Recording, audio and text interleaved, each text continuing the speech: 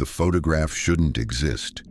That's what Sheriff Jacob Thornton kept telling himself as he stared at the daguerreotype on his desk, his weathered hands trembling in the lamplight. There, among the blur of cowboys and card players, at the Lucky Star Saloon, stood a man in a black duster coat with unmistakable pale eyes, the same man Thornton had watched swing from a rope 7 days earlier, the same man he'd helped bury in the hard dirt outside Redemption, Arizona territory, the same man whose neck he'd heard snap with a sound like breaking kindling on that windswept morning. Yet here he was, captured forever in silver and glass, standing at the bar as if death itself had simply been an inconvenience. William Rattlesnake McGraw had been the most feared outlaw in the Arizona territory since 1879.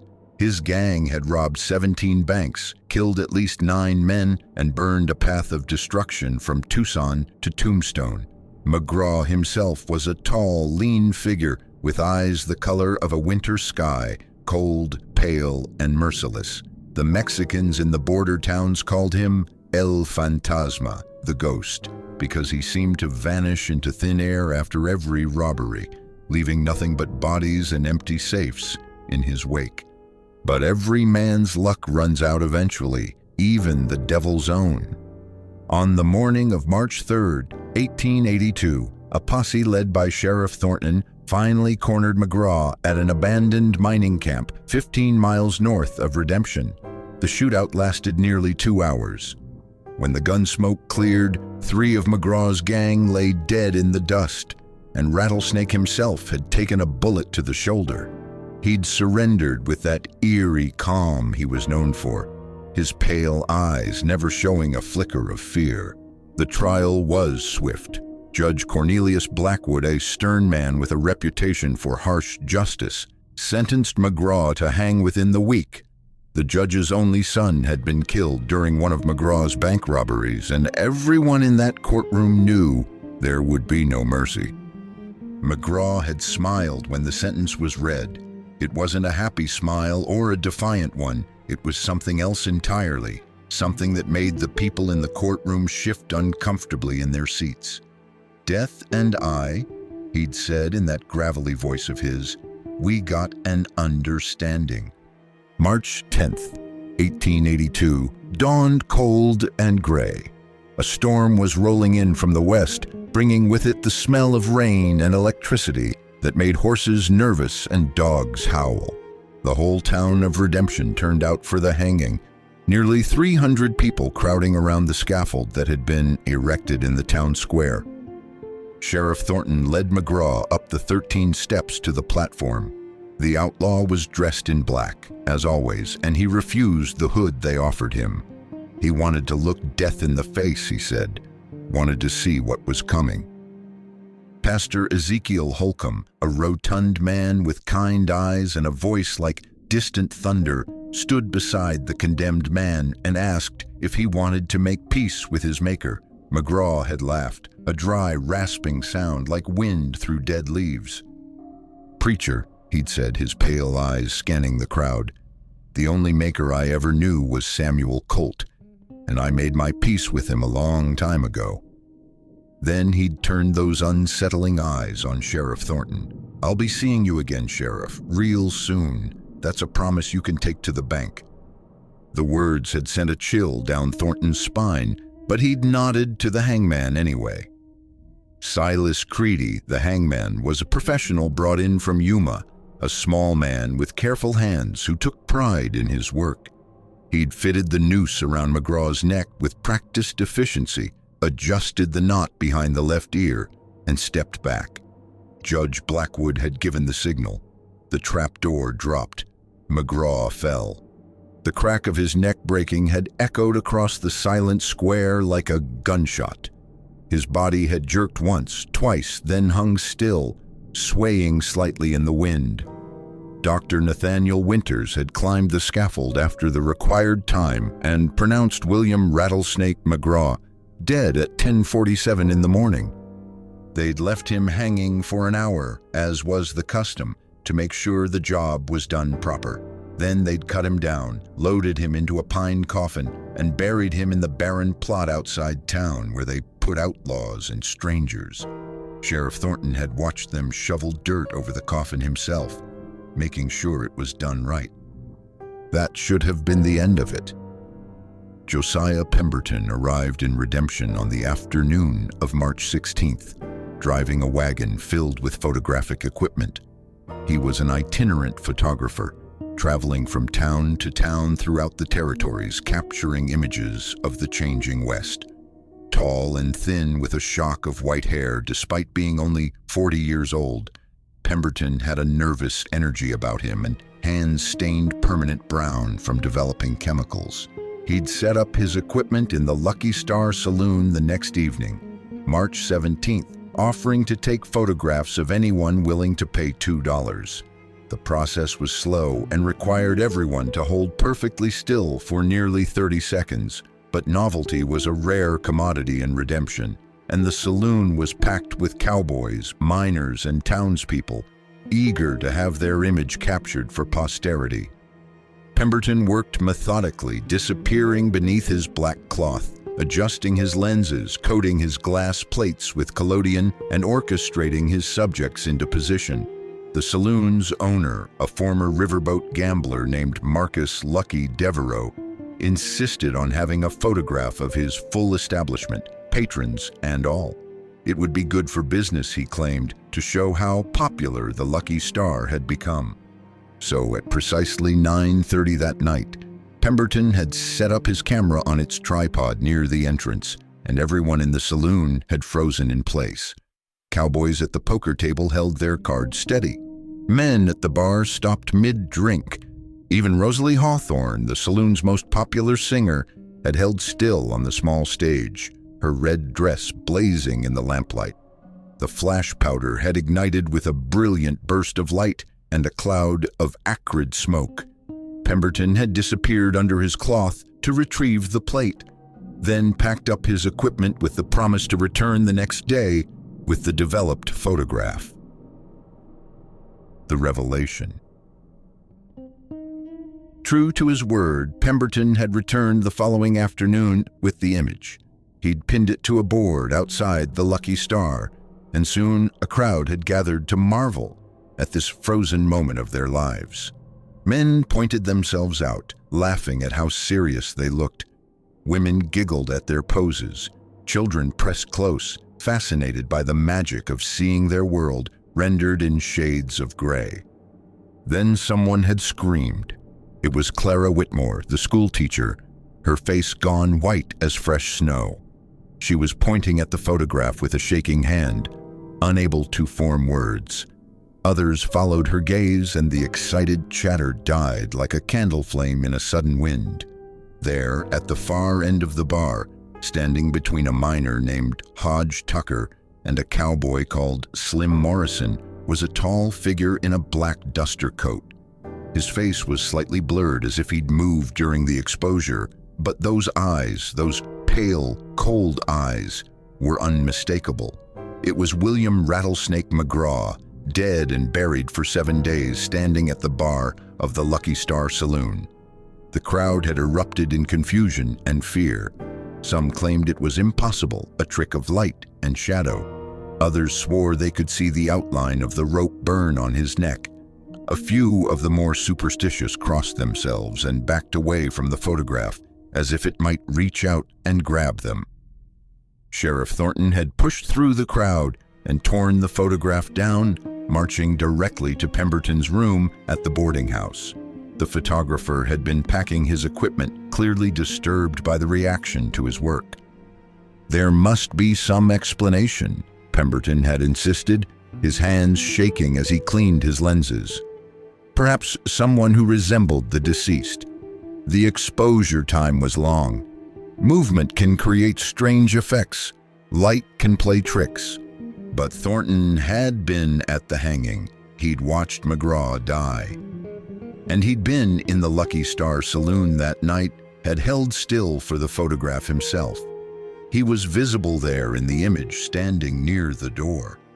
And he could swear on his mother's grave that there had been no one standing between Tucker and Morrison at the bar. He'd had a clear view of that spot the entire evening. "I want to see your plates," Thornton had demanded, all of them from that night. Pemberton had obliged, though his hands trembled as he handled the fragile glass negatives. They went through them one by one in the photographer's makeshift darkroom, a storage room he'd temporarily converted with the boarding house owner's permission. Each plate showed the same thing, the figure in black at the bar, those pale eyes staring out from the past. Then Pemberton had picked up the final plate, the original negative from which the print had been made. He'd held it up to the light, and both men had gone silent. There was something else visible in the negative that hadn't shown clearly in the print. Behind McGraw's blurred figure, barely visible, was what looked like a shadow, or perhaps a noose, hanging in midair where no rope should be. Word of the photograph spread through Redemption like wildfire through dry grass. By Sunday morning, Pastor Holcomb found his church fuller than it had been on Easter. People were frightened, looking for explanations that made sense in a world that suddenly felt a lot less certain. Sheriff Thornton had questioned everyone who'd been in the Lucky Star that night. Their stories were all the same. Nobody remembered seeing a man in a black duster. Hodge Tucker and Slim Morrison, the two men flanking the space where McGraw appeared in the photograph, both insisted there had been no one standing between them. They'd been talking to each other across that empty space all evening. But there were other stories, too. Darker stories that began to emerge as people's fear loosened their tongues. Old Mary Hutchinson, who lived in a shack on the edge of town and was generally considered touched in the head, claimed she'd seen a man matching McGraw's description, walking the streets on 3 separate nights since the hanging. Always after midnight, always heading toward the cemetery. She'd tried to tell folks, she said, but nobody listened to the ravings of a crazy old woman. The night watchman, a former prospector named Virgil Stone, admitted he'd heard strange sounds coming from the direction of the graveyard. Digging sounds, he thought, though he'd been too scared to investigate. He'd convinced himself it was coyotes or wild dogs. Most disturbing was the account from Bobby Winters, the doctor's 12-year-old son. The boy had been out past his bedtime the night of the photograph, sneaking cigarettes behind the livery stable. He'd seen a tall man in dark clothes walking toward the Lucky Star Saloon. The man had passed directly under a street lamp, and Bobby had gotten a good look at his face. He'd been too terrified to speak of it until now, but he'd recognized those pale eyes from the hanging. He'd been there in the crowd when McGraw died. "He looked at me," the boy whispered to Sheriff Thornton, his young face haunted. "Looked right at me and smiled. And his neck, Sheriff, his neck was bent wrong, like it was broken." Judge Blackwood had initially refused Sheriff Thornton's request to exhume McGraw's body. It was unseemly, he'd argued, superstitious nonsense stirred up by a trick photograph. But as the stories accumulated and the town's fear grew, he'd finally relented. On the morning of March 21st, 11 days after the hanging, a small group gathered at the lonely cemetery outside town. Sheriff Thornton was there along with Judge Blackwood, Dr. Winters, Pastor Holcomb, and 3 men with shovels. The sky was the color of old bruises, and a cold wind cut through their coats.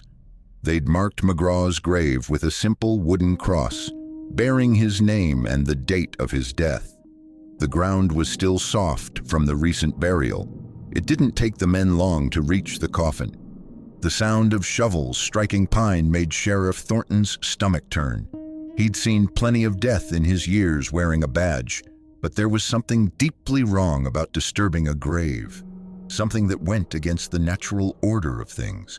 They'd pried open the coffin lid with crowbars, the wood splintering with sharp cracks that echoed across the empty land.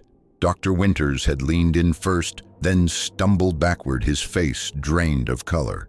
The coffin was empty. Not just empty, there was no sign anyone had ever been inside. No body, no bones, no scraps of clothing. The satin lining was pristine, unmarked by decomposition or disturbance. It was as if they'd buried an empty box. "This is impossible," Judge Blackwood had whispered, his stern composure finally cracking. "I saw the body. We all saw the body." Dr. Winters had examined the coffin with shaking hands. "There's no evidence of tampering. The nails were still in place when we removed the lid. Nobody opened this coffin after we buried it."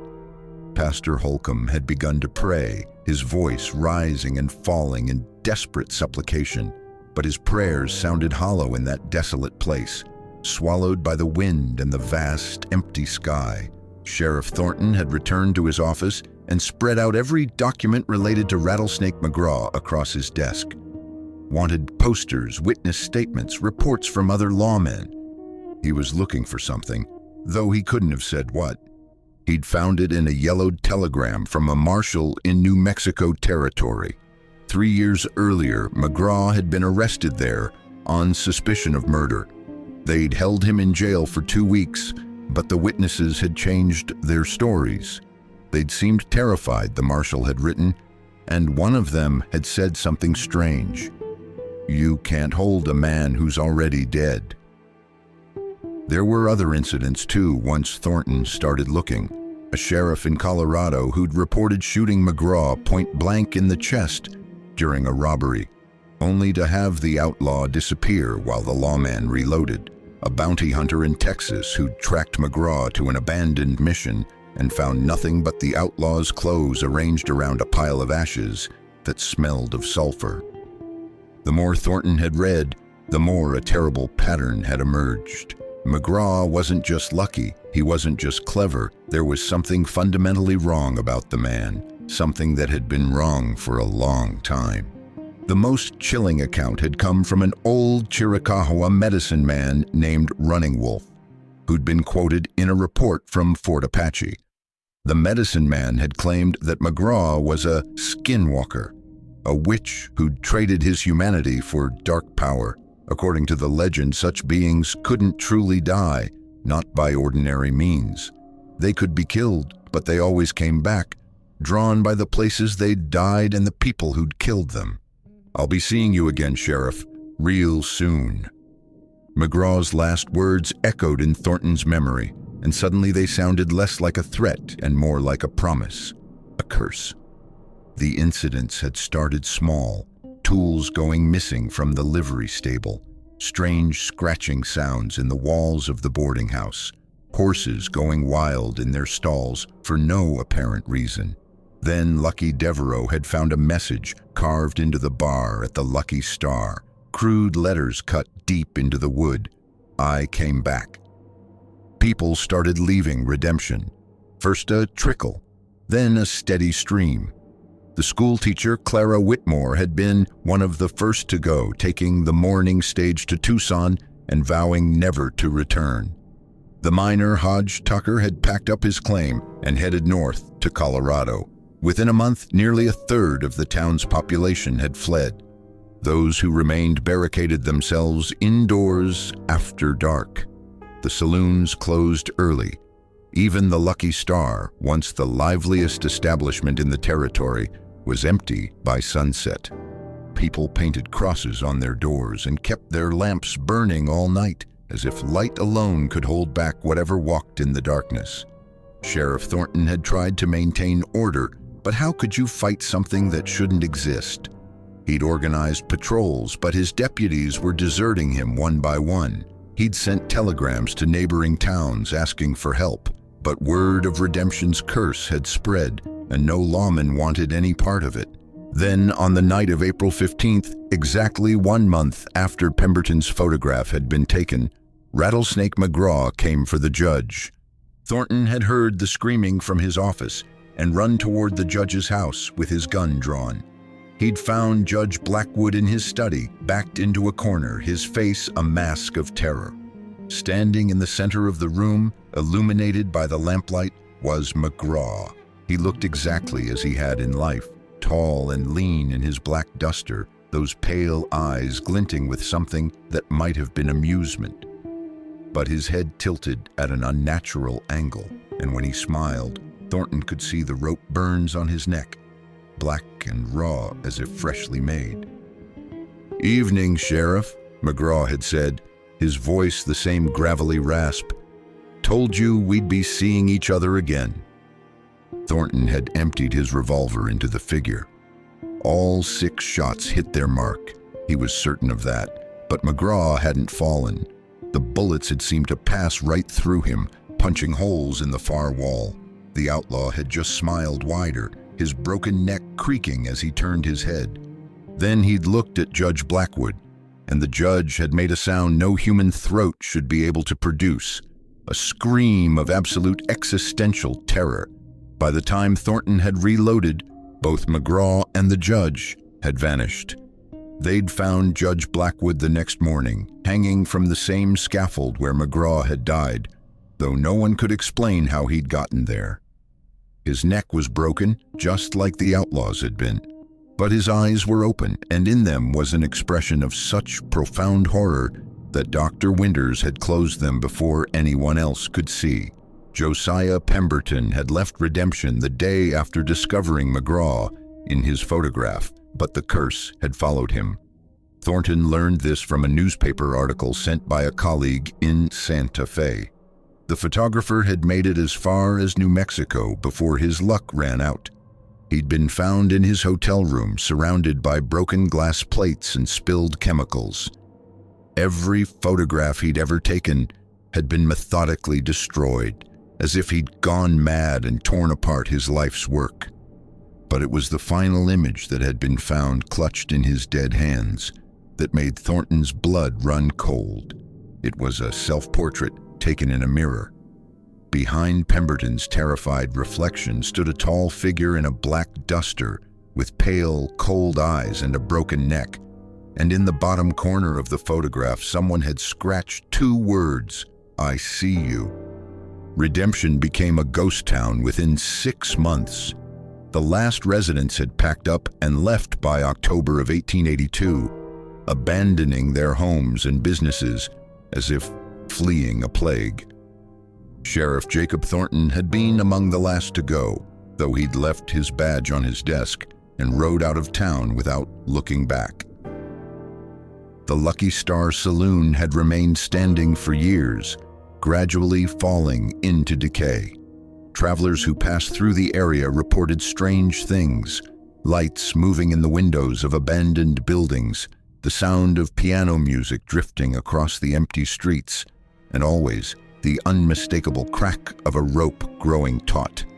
The photograph itself had disappeared, though copies supposedly existed in private collections of supernatural curiosities. Historians and skeptics argued endlessly about its authenticity. Some claimed it was an early example of photographic manipulation. Others insisted it was a double exposure or a case of mistaken identity. A few believed it was exactly what it appeared to be, evidence that some men carry their evil so deep that even death cannot hold them. The original daguerreotype was last seen in Sheriff Thornton's possession. He'd kept it until his death in 1904, locked in a strongbox that his children were instructed never to open. They'd followed his wishes and buried the box with him, along with his guns, his badge, and whatever other demons he'd carried from his years in Redemption. But some stories refused to stay buried. In the 1920s, during the brief resurgence of interest in Old West ghost towns, a group of photographers visited the ruins of Redemption. They documented the decaying buildings and empty streets, capturing the melancholy beauty of a town that time forgot. One of those photographs showed the interior of what had once been the Lucky Star Saloon. The bar was still visible, though covered in decades of dust and cobwebs. The piano sat silent in the corner, and there, standing at the far end of the bar where no one had stood when the photograph was taken, was a tall, indistinct figure that shouldn't have been there. The photographer who'd taken the image had sworn the space was empty when he'd set up his camera. The figure was blurred as if it had moved during the exposure. But even through the distortion, you could make out the outline of a black duster coat.